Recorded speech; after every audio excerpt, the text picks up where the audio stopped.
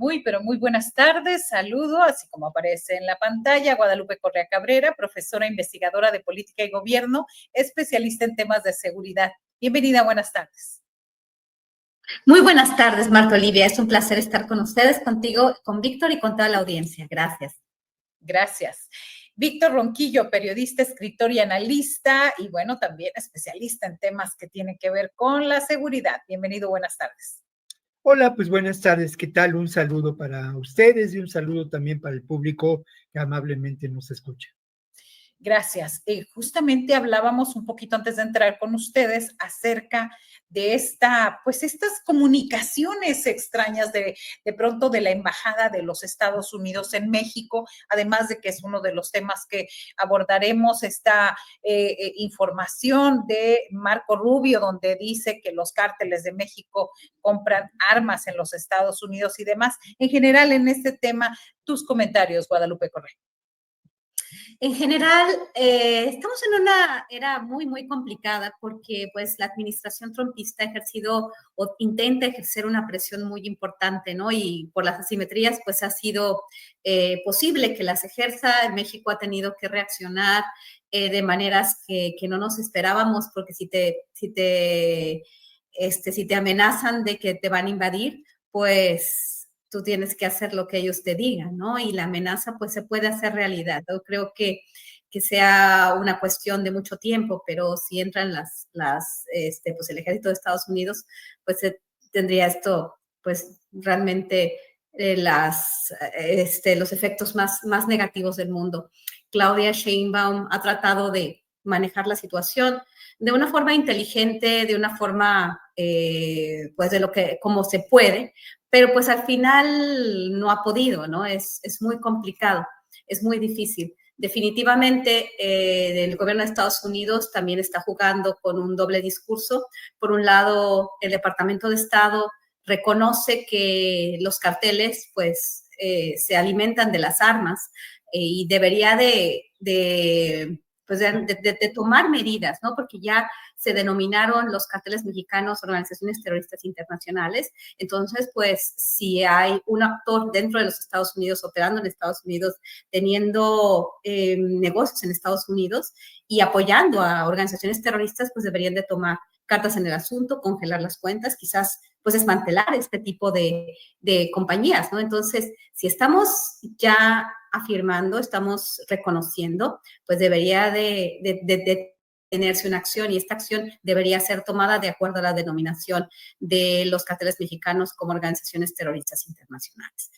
Pero Estados Unidos es muy doble cara, es muy hipócrita, ¿no? Entonces, por un lado, dice una cosa, el presidente le dice algo a su base con motivos políticos, le dice otra cosa a Claudia Sheinbaum, negocian, presionan con la amenaza de los aranceles. Obviamente hoy también tuvimos la terrible noticia, porque no fue ninguna buena noticia este embajador de México en los Estados Unidos, gran notición, ¿no? Mejor 5% de impuesto a las remesas a un 3.5%, si ya nos hicieron el favor, ¿no? Así nos la vamos teniendo.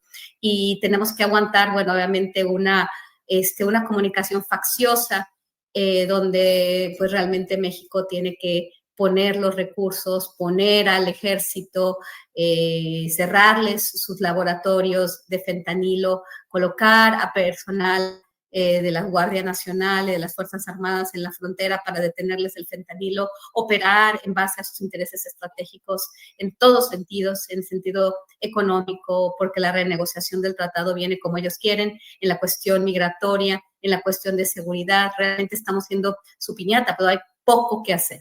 Y realmente esa soberanía, esa pues no intervención de los Estados Unidos, pues no es real. Realmente estamos en una época muy complicada con el embajador que tenemos, que se sienta con la presidencia, obviamente en cuestión diplomática, y por el otro lado se sienta con Eduardo Verástegui y casi le besa la mano, ¿no? Estamos muy en una situación complicada. Gracias, Guadalupe Correa. Este reconocimiento de Marco Rubio de que las armas vienen de allá no es algo nuevo, ya hay un análisis desde el Departamento de Estado donde habla que el 85%, el 90% de las armas provienen de allá y que llegaron hasta los cárteles. Y ¿Y qué sigue, Víctor Ronquillo? ¿Qué es lo que después de este reconocimiento?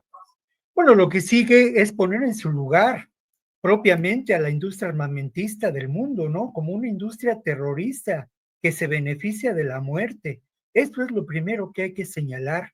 Los conflictos en el mundo, además de los intereses económicos y políticos, son, digámoslo así, alimentados por las armas, por la industria del armamentismo mundial, de manera significativa. Y hay que tomar en cuenta quiénes son las víctimas de esa industria armamentista del terror. Son jóvenes. Lo mismo los jóvenes de Gaza, que los jóvenes en Ucrania, que los jóvenes mexicanos, que los jóvenes en Estados Unidos y los jóvenes en no sabemos qué otros conflictos en el mundo en este momento. Entonces lo que sigue es ir adelante también con las demandas que el gobierno mexicano ha interpuesto en contra de los fabricantes de armas y en contra de las armerías en Estados Unidos, sobre todo en la zona fronteriza donde se distribuyen enormes cantidades de armas. Sigue también reconocer, como lo reconoce una parte del sector de los demócratas de Estados Unidos y muchas organizaciones sociales, que el armamentismo dentro de Estados Unidos corresponde a una política de terror, que se fortalece en el gobierno de Trump. Y sigue también el análisis claro de lo que de pronto dice un personaje como Marco Rubio, de quien conocemos sus antecedentes como uno de los republicanos más conservadores y que siempre tuvo en la mira a México, no solamente a América Latina. Y Marco Rubio dice, por ejemplo, ayer, que reconoce esta situación, además, bueno, pues podríamos decir que es evidente, ¿no? Pero él dice, por ejemplo, que Estados Unidos se siente bien, contento, en términos de que México ha mostrado elogia actividades del gobierno mexicano en esta relación de cooperación. Y bueno, esto es preocupante, ¿no? Pero esto no solamente es una declaración. Pasó desapercibido, pues quizá esta es una nota de la octava página, de la página 8, 9 en los diarios de la Ciudad de México, pero fíjense ustedes, que fue detenida la primer ciudadana mexicana acusada en Estados Unidos de brindar apoyo material a una organización terrorista, al cártel Jalisco Nueva Generación, que proveía, de acuerdo a la denuncia presentada en Estados Unidos, en un distrito del oeste, en el distrito oeste de Texas, suministraba ganadas al cártel Jalisco Nueva Generación esta persona, y es acusada de ello en este distrito, ¿no?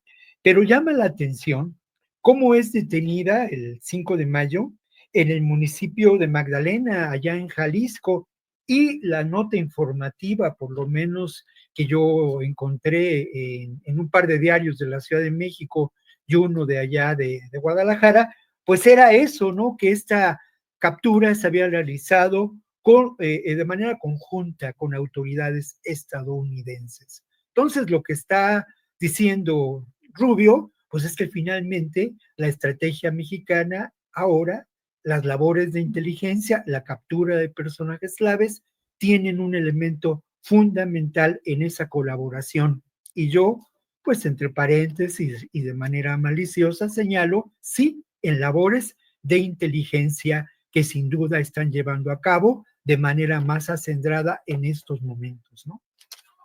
Bien, gracias, Víctor. Y bueno, hablando, me quiero ir por este mismo tema, estamos hablando de Marco Rubio, estamos revisando esto y sobre todo este ataque armado contra funcionarios de la Ciudad de México.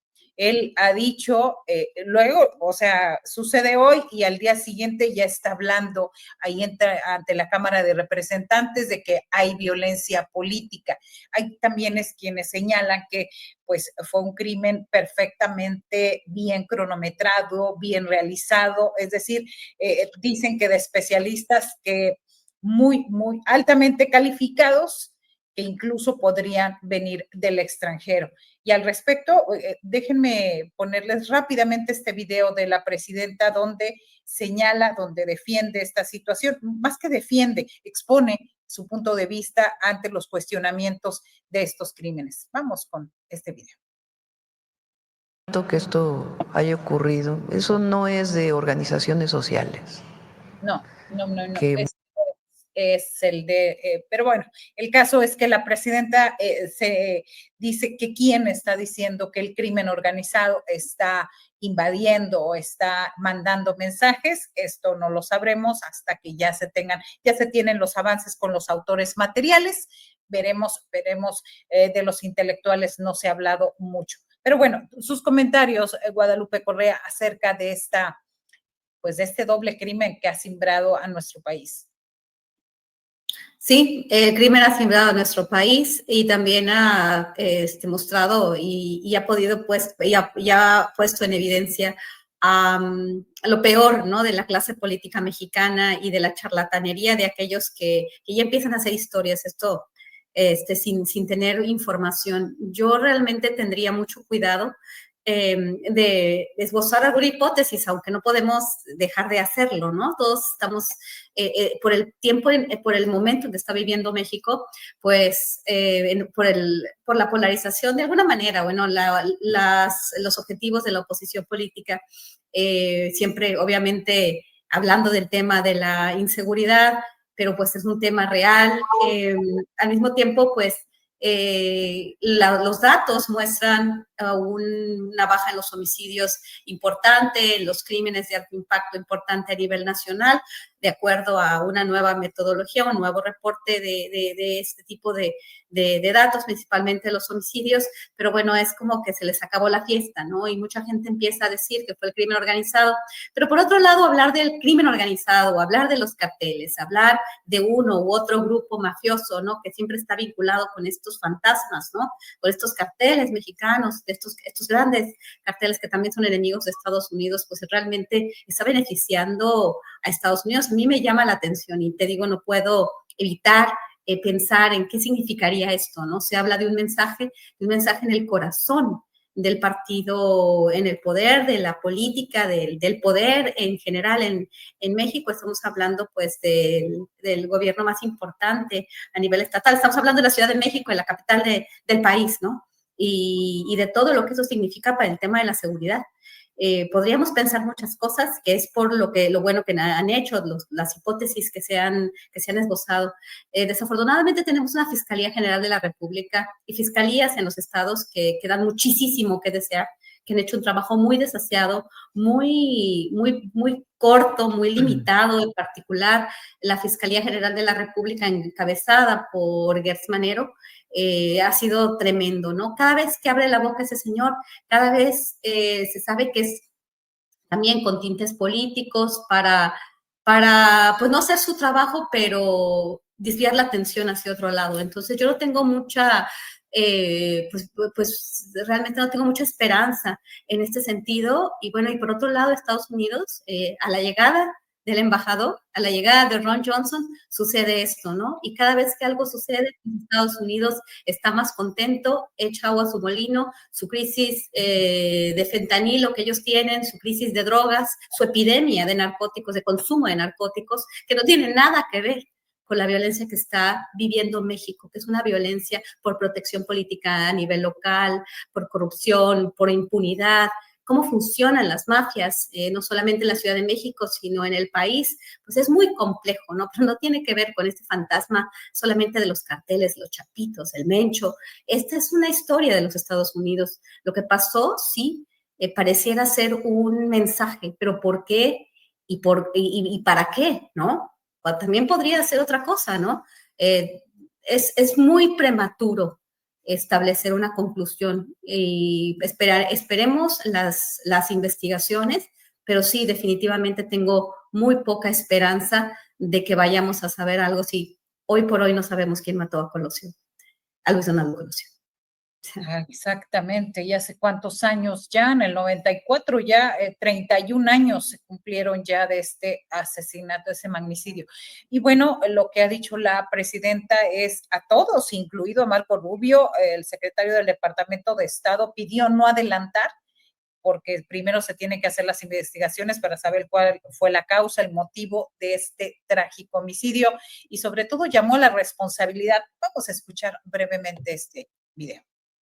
Pero se ha estado mencionando, y especialistas en seguridad, que es claro que el crimen organizado quiere imponer condiciones al gobierno de la Ciudad de México. ¿Qué le responde usted? Pues hay muchos especialistas en todo. ¿Qué información tiene para poder decir eso? Yo no estoy ni negándolo ni afirmándolo. Lo que estoy diciendo es que hay que ser responsables y esperar a la investigación. Lo primero es que se detenga a los responsables también. Y a partir de ahí, pues toda la investigación de la causa de este trágico suceso. Y ahí vamos a ayudar en todo lo que tengamos que ayudar. Lo que no podemos es estar especulando. No especular, Víctor Ronquillo, y ese mensaje pues va a todos, a Marco Rubio. ¿A quiénes más has percibido tú que va ese mensaje de la presidenta? Bueno, pues obviamente va a un sector, digamos, de los medios informativos que utiliza estos eventos de una manera muy penosa, ¿no? A favor de causas políticas deleznables. Pero creo yo que, pues sí, tenemos también, así como tenemos que ser muy respetuosos, como no especular, pues al final de cuentas, sí creo que nos corresponde como ciudadanos, que nos corresponde también, pues por el oficio nuestro, ¿no? Establecer algunos parámetros importantes en este caso, ¿no? Y creo que esos parámetros son en ocasiones muy obvios, y en ocasiones también muy distintos a los que se da seguimiento en una investigación estrictamente policíaca, ¿no? Parámetros que tienen que ver con el escenario político, con el perfil de las víctimas, en fin. Entonces voy a tratar de establecer esos parámetros con mucho respeto y primero que nada, pues manifestando mi solidaridad con las familias de estas personas que fueron asesinadas, ¿no? Son dos jóvenes, Jimena Guzmán, José Muñoz, que ya entrando en el tema de estos parámetros, pues habría que hablar del perfil de estas víctimas. Hasta donde sabemos, hasta donde conocemos, son dos jóvenes con una formación académica sólida, son dos jóvenes con un compromiso político claro, son dos jóvenes que han sido cercanos a Clara Brugada por años y que de alguna manera han llevado adelante este proyecto político de una transformación, primero en Iztapalapa y luego en la Ciudad de México. Ese día, pues yo estoy preparando una nueva serie en el Capital 21 y por esa razón tuve ocasión de platicar con alguna persona que trabajó cerca de José Muñoz en términos de una modificación legislativa muy importante. Alguien que se dedica mucho al tema de la economía social, una referencia. Y bueno, esta persona que me informó sobre las particularidades del carácter de José Muñoz, me decía que era un hombre, un joven, pues de una enorme inteligencia, con una claridad política y con un compromiso. Y por las mismas razones de estar en la preparación de esta serie, pues tuve que ir ese día, teníamos el compromiso de una entrevista que al final no realizamos, porque bueno, pues las cosas estaban muy, digamos, enrarecidas, ¿no? En las dependencias del gobierno de la Ciudad de México, pero pues tuve ocasión de platicar con algunas personas sobre ese perfil de Jimena Guzmán, pues una muchacha trabajadora, una muchacha que precisamente no fue mi caso, pero aparte del equipo de producción de este programa que estamos preparando, pues tuvieron ocasión varias veces de platicar con ella. Entonces, todo este perfil, pues nos aleja mucho de estas historias tenebrosas, oscuras, que en otras ocasiones tuvieron lugar con personas vinculadas al poder ocupando cargos determinantes, ¿no? Ahora, lo que se sabe del crimen, me parece que ese es otro parámetro importante. Y bueno, pues ya se ha dicho, ¿no? Fue preparado, organizado, se llevó a cabo como se han llevado a cabo muchos asesinatos en las fronteras, en la Ciudad de México, con este uso de una motocicleta, un tirador, un muro. Recuerden el atentado contra Ciro Gómez Leiva, ¿no? Por eso creo que es importante establecer este parámetro. Lo otro, al parecer no hubo seguimiento, por lo menos no se ha detectado un seguimiento de las víctimas, pero sí del lugar en que se encontraban con mucha frecuencia para ir a trabajar. Se ejecutó de una manera fría, pues sí, lamentablemente por verdaderos profesionales de la muerte, pero en esos parámetros es también necesario establecer que en muchas ocasiones estos sicarios operan, no pertenecen en sí mismos a las organizaciones criminales, sino son contratados, como ocurrió también en el caso de Ciro Gómez Leiva. Bueno, ya casi me sonó la campana, pero aquí es muy importante también en estos parámetros manejar el escenario político de lo que ocurría en la Ciudad de México en relación a las capturas del crimen organizado. Fue el martes que se presentaba el informe de seguridad, justo a la hora que se estaba presentando el informe, una coincidencia. Y en México han sido detenidos, en la Ciudad de México han sido detenidos, pues líderes de la Unión Tepito y del Cártel Jalisco Nueva Generación. Lo otro es muy importante y es determinante establecer el móvil, ¿no? La acción política de estos personajes, la acción política de Clara, y lo que sí es un hecho es que sí, simbra el proyecto político de la Cuarta Transformación y simbra también a este proyecto de construcción de la utopía que lleva Clara Brugada en la Ciudad de México y que es una continuación de este proyecto político iniciado en el 2018, ¿no? Hay algunos otros elementos, pero pues ahí me quedo. Bien. Sí. Me gustaría decir un poco más sobre esto, porque esto va más allá y eso lo estaba hablando con unos colegas en la mañana, ¿no? Ellos me estaban haciendo ver cuestiones muy importantes, que es la descomposición social que existe en México. Me estaban mencionando esto del Akamoto, de todos estos personajes, ¿no? que van en moto, y sabemos que hay muchas mafias en la Ciudad de México que están robando, ¿no? En algunas partes importantes, algunas avenidas, vas en tu coche, algún motociclista te apunta con la pistola.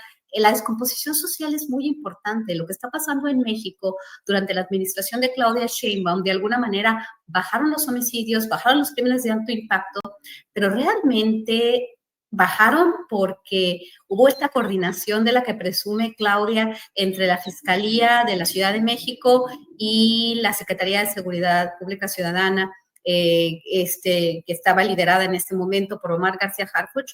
Realmente eso fue lo que sucedió, que realmente hubo mano dura y que realmente se hizo pues la inteligencia que se debía y todo esto. O hubo pactos o se dejó hacer. Y de repente cuando dejas, esos pactos mafiosos nunca funcionan porque en algún momento revientan. Esto también, lo que sucedió es algo, como bien lo dice Víctor, ¿no? Es algo de un gran calado. Yo creo que sí hay que tener cuidado porque podemos estar diciendo cosas que no son, pero sí, esto es muy importante y refleja la descomposición social, refleja la capacidad que tienen las mafias, refleja la protección política a nivel local de estos grupos, ¿no? De motociclistas, estos grupos de sicarios y la gente que puede matar por poquito dinero. Eso está pasando en muchísimas ciudades, eso pasa aquí en Tijuana, ahorita que estoy viviendo acá, esto pasa en muchas ciudades de México. Esta descomposición social que va más allá del cártel Jalisco Nueva Generación, perdón, o el cártel de Sinaloa. Salud, Guadalupe. Sí, adelante, Víctor. Sí, yo quisiera agregar algo que es muy importante en esos parámetros, y eso sí, mira, es determinante en ese perfil de las víctimas, el que eran víctimas absolutamente vulnerables, ¿no?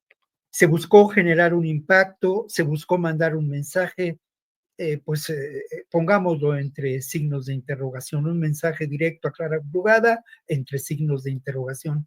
Pero no hay duda de que eran personajes muy cercanos a ella, personas muy cercanas a ella, y la otra también es que eran personajes muy vulnerables, personajes que no iban a utilizar un carro blindado, que no tenían escolta, en fin, se seleccionó muy bien a las víctimas y esto es parte de toda esa operación y de todo ese tramado terrible, ¿no? En este caso, de quienes ejecutaron el crimen, profesionales de la muerte, y de quienes también, entre signos de interrogación, los contrataron. Y un último parámetro para poder establecer el móvil de este crimen es, bueno, ¿a quién beneficia? ¿A quién beneficia esta situación? ¿A quién beneficia este clima enrarecido en este contexto político de cara a las relaciones que guardamos México-Estados Unidos? Marco Rubio se enteró, en fin, habla ya de violencia política en México, ofrece su ayuda. Por otra parte viene la elección del Poder Judicial y bueno, pues al final de cuentas hay muchos intereses económicos en juego con esta transformación que se está tratando de llevar a cabo en el país en diferentes ámbitos, ¿no? Bien, gracias, Víctor, muy valiosas sus aportaciones. Y bueno, ya para cerrar con esta mesa, esta mini mesa, preguntarles acerca, pues por fin gana México una contra García Luna.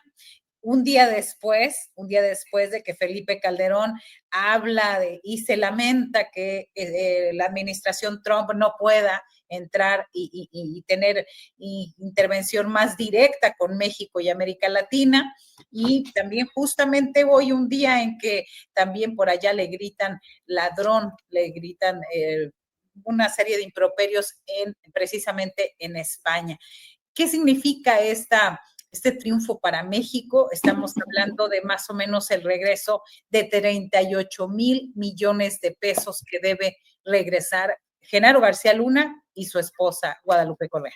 Pues yo creo que no van a poder regresar ni la 10ª parte. Es una cantidad que yo en mi vida me puedo imaginar. A veces cuando esto sucede, nosotros y la verdad muchas personas a veces en la limitación de capacidades, en el sentido de que, ay, qué bueno, se fueron con García Luna porque era el malo. Pues la verdad, esto tapa realmente la cloaca y toda la podredumbre, ¿no? que estuvo alrededor de García Luna. No se puede entender los negocios sucios que hizo García Luna, más allá de los maletines de dinero que recibió del Chapo Guzmán, de lo cual, pues, ya está juzgado en Estados Unidos, pero ¿qué pasó con todo el dinero, con todos los presupuestos que él estuvo ejerciendo? Mucho del dinero que está en paraísos fiscales, en mi opinión, no debería de llegar del Chapo Guzmán, sino de los presupuestos que se le asignaron durante el Calderonato. Es una realidad, ¿no? Los contratos que se dieron a la familia Weinberg, bien es documentado por la periodista Penilei Ramírez, pero no nada más por eso. Todo ese presupuesto para la creación de Plataforma México, los montajes, pero ¿qué pasa con la gente a su alrededor? ¿O él es el todopoderoso? A mí a veces no me gusta que solamente los reflectores se pongan en una persona, ¿no? Como cuando se pusieron solamente la señora Wallace. ¿Por qué la señora Wallace fue tan poderosa de administración en administración? Inclusive la administración de Andrés Manuel López Obrador ya estaba muy limpia también en esta nueva administración. ¿Por qué? Porque hay una red que sigue en el poder, que sigue teniendo mucha capacidad para guiar los destinos de México. Estoy hablando de empresarios, estoy hablando de políticos que a veces operan tras bambalinas, ¿no? Y entonces es mejor decir, ya Wallace ya se murió, que era la mala. Entonces ya se murió, qué bueno. Y García Luna está en prisión. No, pero alrededor de todos esos crímenes, alrededor de todas esas raterías a la nación, hay muchas otras personas.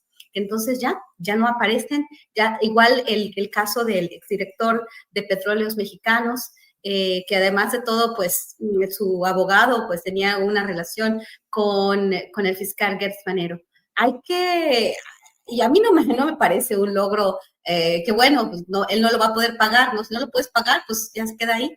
pero ¿qué pasó con toda la demás gente? A mí me preocupan estos juicios, no a solamente a una persona, acusaciones. Felipe Calderón está perfectamente ahí, pero aparentemente hubo un pacto con Enrique Peña Nieto. Nadie lo mencionó durante el periodo de Andrés Manuel López Obrador. Realmente no tocado ni con el pétalo de una rosa, y a toda la gente que se benefició de todas estas raterías. Bueno, en este sentido, pues sí, bueno, buenas noticias, pero pues no tan buenas, porque los demás ya se lavaron las manos y están disfrutando lo robado. Gracias, Guadalupe Correa. Sí, sobre todo evidenciar toda esa red de complicidades que siguen operando en muchos lugares. Víctor Ronquillo, ¿qué decir al respecto? Bueno, precisamente yo continúo esa línea de argumentación de Guadalupe en términos de que no hay duda de que Genaro García Luna conformó un verdadero imperio criminal.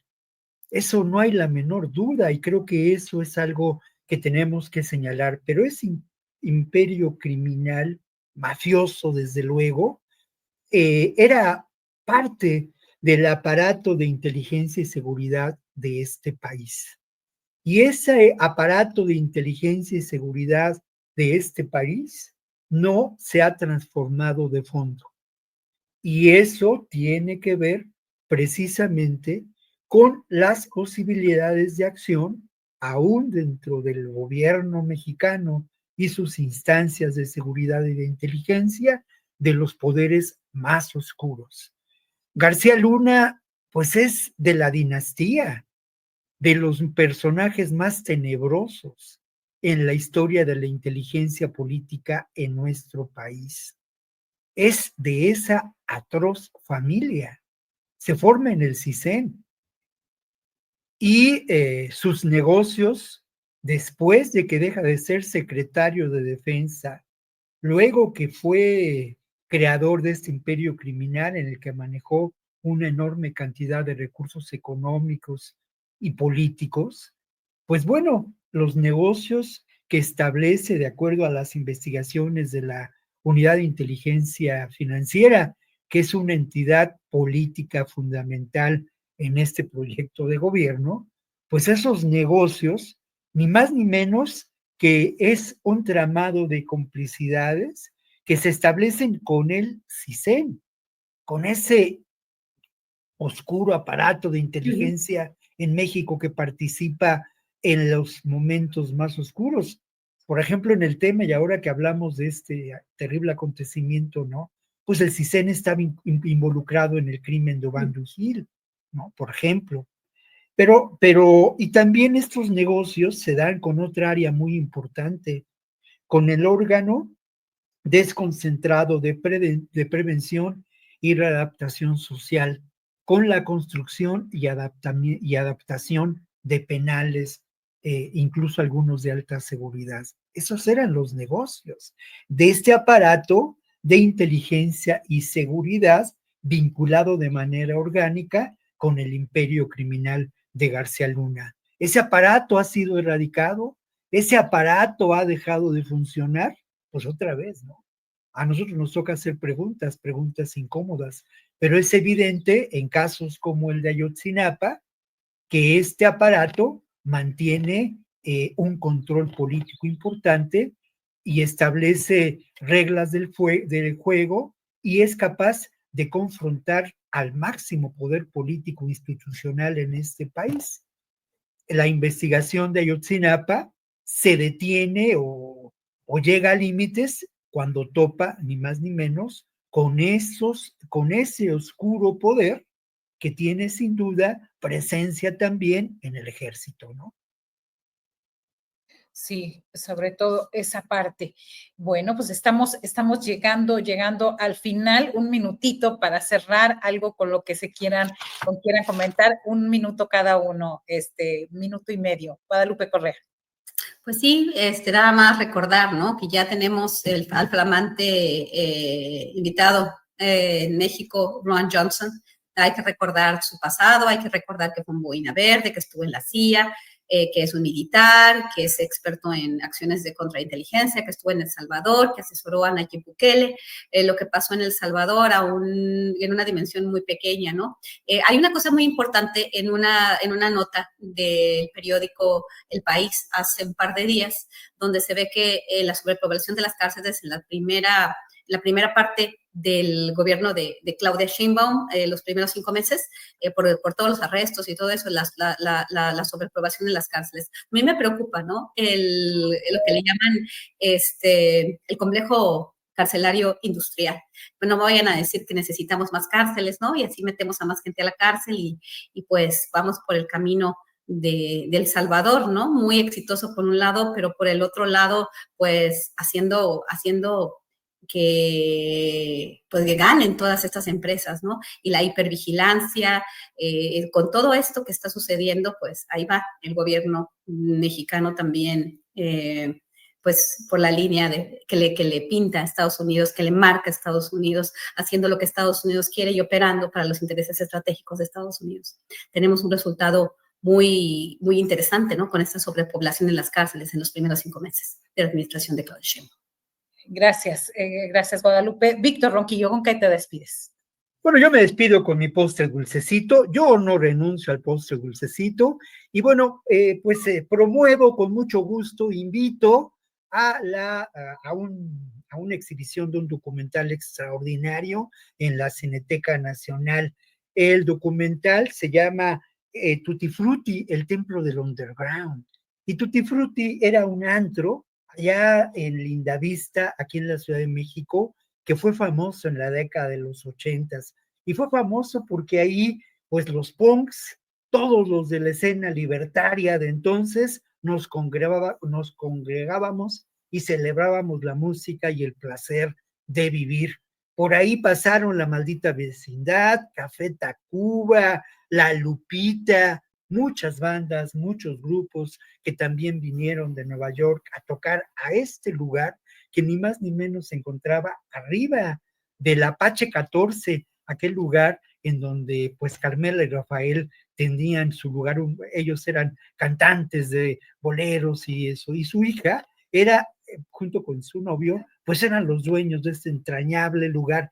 Y este documental pues se exhibe en la Cineteca, es obra de Laura Ponte y Alex Alberdi. Yo de verdad que agradezco mucho porque ayer que lo vi en la tarde, pues me recordó esos años de subversión, esos años de locura y esos años en que fuimos capaces de tomar la noche, una generación entera. Y creo que este documental vale mucho para nosotros los de entonces, los muchachos de entonces, digamos, pero vale mucho también para que las nuevas generaciones miren cómo éramos rebeldes entonces y cómo lo seguimos siendo ahora, ¿no? Recomendable en la Cineteca Nacional, ahí están los horarios.